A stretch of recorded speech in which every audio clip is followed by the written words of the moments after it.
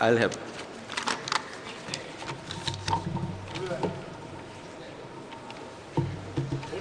Yes, I'll add.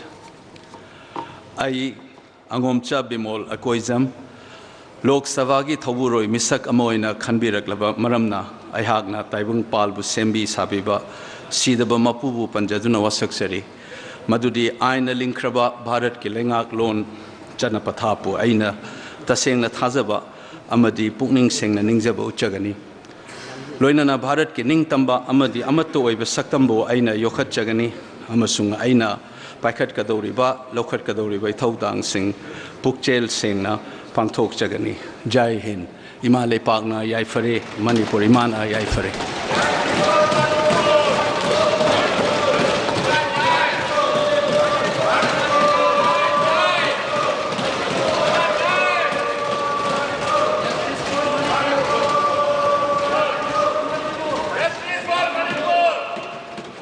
Sri Alfred Kangam S. Arthur.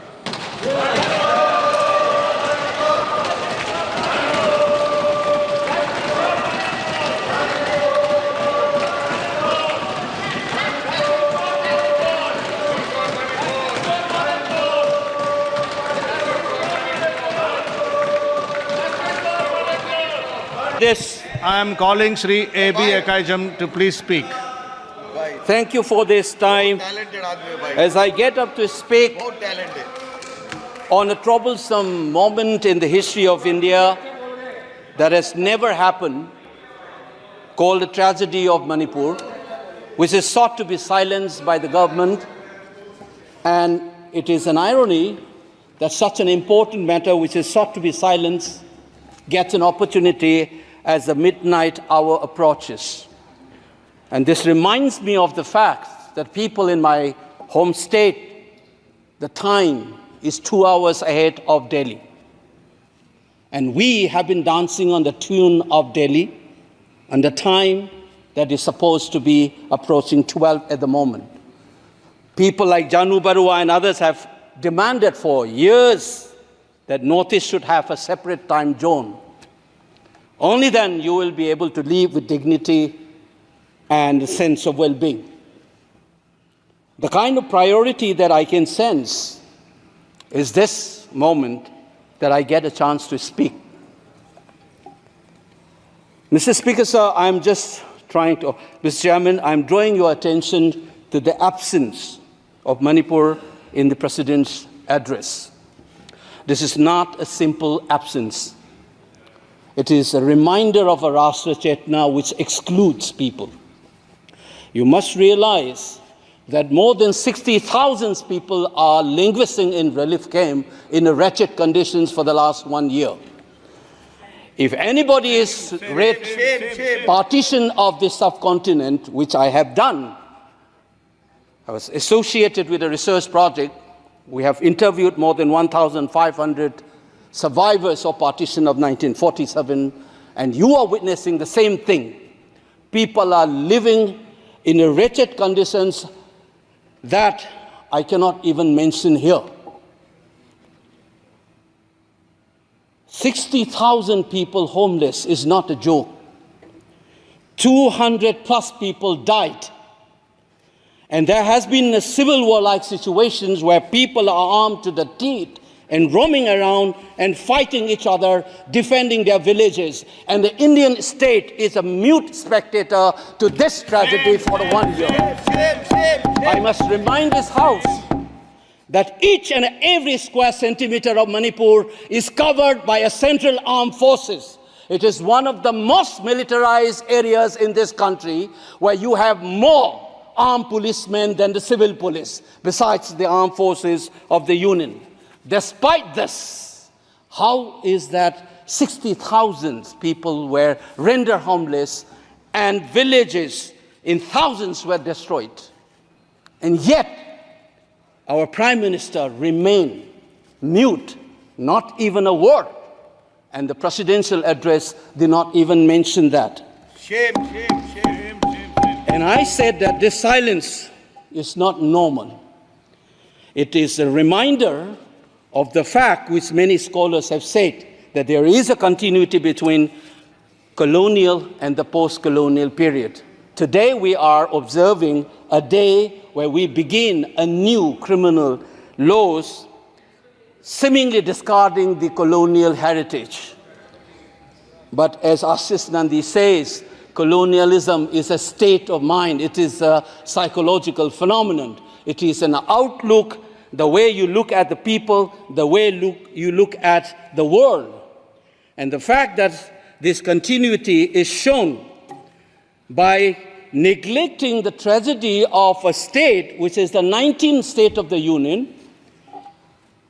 It is amazing to see that I get an opportunity as the midnight hour approaches to register this anguish and this hurt of the denial that this country has meted out to its own citizens in the state of Manipur. I must ask these questions to the House. Is this silence communicating to the people of the Northeast, and Manipur in particular, that you don't matter in the Indian state scheme of things? Major Laisam Jotin, who was awarded Ashok Chakra while grappling with suicide bomber, was a Manipuri, who was awarded Ashok Chakra. You are dishonoring his own state. Major Ngangom Joy Datta, who was awarded Veer Chakra while fighting for this country and doing his duty as a part of the peacekeeping force in Sri Lanka in 1987. You are dishonoring this man. You are dishonoring the likes of the youths who hold the tricolor in international platforms. The likes of Mary Kom, Sarita Kunjarani, and Mirabai Chanu. You are saying that you don't matter in this country. Your state doesn't matter in this country. You are also saying that the likes of Ratan Tiam, the icon of the culture of this country, Harivam Sham Sharma, don't matter in this country. If you have an iota of concern for this state, there would not have been a silence. There would not have been a silence in this House, nor in the presidential address. This must be registered. Please raise your point of order. If you wanted to doubt the nationality and the nationalism of the people of that state, you must realize that these people have fought for the country. These people have brought Lural to this country. Please remember this. And that is what the silence means. 1 second. And I am telling you this. Mary Kom को हमने member of parliament बनाया, Bharatiya Janata party ने member of parliament बनाया। हमने कैसे नहीं इज्जत दी मणिपुर को? मणिपुर को स्पोर्ट्स यूनिवर्सिटी दिया। और आपसा जो है, मैं एक ऐसा आदमी हूं कि मेरे मामा को मणिपुर में गोली लगी, वो सीआरपीएफ के डीआईजी थे, इनको शहीद नहीं पता है। और 1956 में पहला आपसा मणिपुर में लगा, और 1956 से आज तक कांग्रेस के कारण मणिपुर की यह स्थिति है। 5 years after independence, can you negate this fact? We are talking about the inclusion of the Northeast history after 75 years. That's a classic exclusion. India was an anthropological subject, not a historical subject in the eyes of the colonial forces. And today, the Northeast remains outside of the history of the Indian history textbook. That is why you treat them as the other. And that's the silence. And the silence on the Manipur tragedy is not unique. It is a reflection of this general continuity of the colonial in the post-colonial. It is sad to see a nationalist party like the BJP will feel comfortable with this silence on the tragedy of Manipur. Keep your hands on your heart and think about the 60,000 people who are linguistic in relief camps. And those mothers, those widows, think of them. And then you talk about nationalism. Point is made. He made Only his point. then we will understand what this tragedy means. And Mr. Chairman, the hurt, the anger has thrown a nobody like me to be part of this temple of democracy. Bidding the BJP cabinet minister think about the pain. If you hear an anxiety, anguish, and a pain in my voice, please go back and see those 60,000 people linguisting in the relief camp. Don't talk about partition Prime Minister go remembrance there once. till you bring that. I would keep quiet the moment the Prime Minister opened his mouth and a nationalist party says that Right. Manipur is part of India and we care for the people of that state. Only then I will accept what is nationalism in our face. Thank you, Mr. Chairman.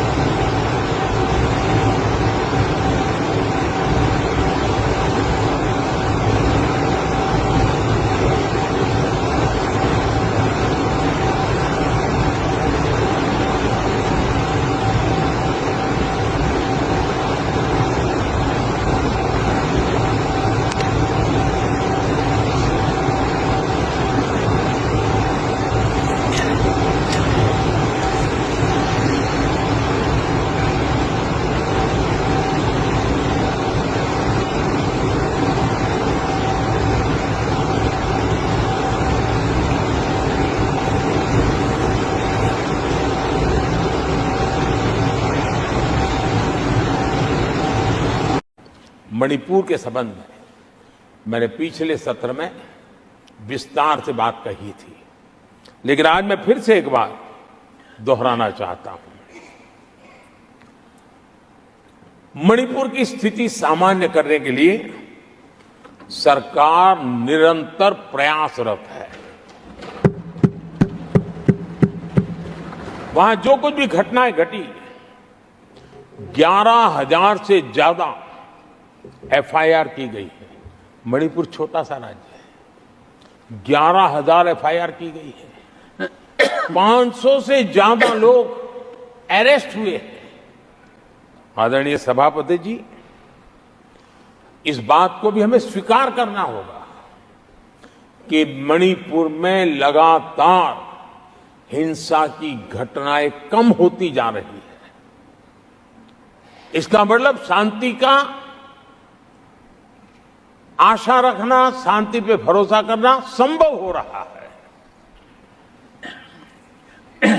आज मणिपुर के अधिकांश हिस्सों में आम दिनों की तरह school चल रहे हैं, कॉलेज चल रहे हैं, दफ्तर और दूसरे संस्थान खुले रहे हैं। आदरणीय सभापति जी, मणिपुर में भी जैसे देश के अन्य भागों में परीक्षाएं हुई, वहां भी परीक्षाएं हुई हैं और बच्चों का अपनी विकास यात्रा जारी रखी है। आदरणीय सभापति, केंद्र और राज्य सरकार सभी से बातचीत करके शांति के लिए, सौहार्द रास्ता खोलने के लिए लगातार प्रयास कर रही है। छोटे छोटे इकाइयों को जोड़ करके इन ताने बाने को गूंथना एक बहुत बड़ा काम है और शांतिपूर्ण तरीके से हो रहा है। बीते समय में पहले की सरकारों में ऐसा नहीं हुआ है। गृह मंत्री स्वयं कई दिनों तक वहां रहे हैं, गृह राज्य मंत्री हफ्तों तक वहां रहे हैं और बार बार वहां जाकर के संबंधित लोगों को जोड़ने का प्रयास करते रहे हैं। आदरणीय सभापति जी, पॉलिटिकल लीडरशिप तो है ही, लेकिन सरकार के सभी वरिष्ठ अधिकारी जिसका जिसका इन काम से संबंध है, वे लगातार वहां फिजिकल जाते हैं, लगातार वहां संपर्क में रहते हैं और समस्या के समाधान के लिए हर प्रकार से प्रयासों को बल दिया जा रहा है। आदरणीय सभापति जी, इस समय मणिपुर में बाढ़ का भी संकट चल रहा है और केंद्र सरकार राज्य सरकार के साथ मिलकर के पूरा सहयोग कर रही है। आज ही एनडीआरएफ की 2 टीमें वहां पहुंची है, यानी कि प्राकृतिक मुसीबत में भी केंद्र और राज्य मिलकर के मणिपुर की चिंता कर रहे हैं। आदरणीय सभापति जी, हम सभी को राजनीति से ऊपर उठ करके वहां की स्थिति को सामान्य बनाने में सहयोग करना चाहिए। ये हम सबका कर्तव्य है। आदरणीय सभापति जी, जो भी तत्व मणिपुर की आग में घी डालने की कोशिश कर रहे हैं, मैं उनसे आगाह करता हूं कि ये हरकतें बंद करें। एक समय आएगा मणिपुर ही उनको रिजेक्ट करने वाला है, ऐसे लोगों को। आदरणीय सभापति जी, जो लोग मणिपुर के इतिहास को जानते हैं, मणिपुर की घटनाक्रम को जानते हैं, उनको पता है कि वहां का सामाजिक संघर्ष का एक लंबा इतिहास रहा है। उस संघर्ष की मानसिकता की जड़ें बहुत गहरी हैं, इसको कोई नकार नहीं सकता है। और कांग्रेस के लोग ये न भूले कि मणिपुर में इन्हीं कारणों से 10 बार राष्ट्रपति शासन लगाना पड़ा है। इतने छोटे से राज्य में 10 बार प्रेसिडेंशियल रूल लगाना पड़ा है, राष्ट्रपति शासन लगाना पड़ा है। कुछ तो मुसीबतें होगी और ये हमारे कालखंड में नहीं हुआ है। लेकिन फिर भी राजनीतिक फायदा उठाने के लिए वहां पर जिस प्रकार की हरकतें हो रही है, और राष्ट्रपति जी, आदरणीय सभापति जी, मैं इस सदन में देशवासियों को मैं बताना चाहता हूं, 1993 में मणिपुर में ऐसे ही घटनाओं का क्रम चला था और इतना तीव्र चला था, इतना व्यापक चला था, वो 5 साल लगातार चला था। तो ये सारा इतिहास समझ करके हमें बहुत समझदारी के पूर्वक स्थितियों को ठीक करने के लिए प्रयास करना है। जो भी इसमें सहयोग देना चाहते हैं, हर एक का सहयोग भी हम लेना चाहते हैं, लेकिन हम सामान्य स्थिति को बरकरार रखने में, शांति लाने में भरपूर प्रयास कर रहे हैं। आदरणीय सभापति जी,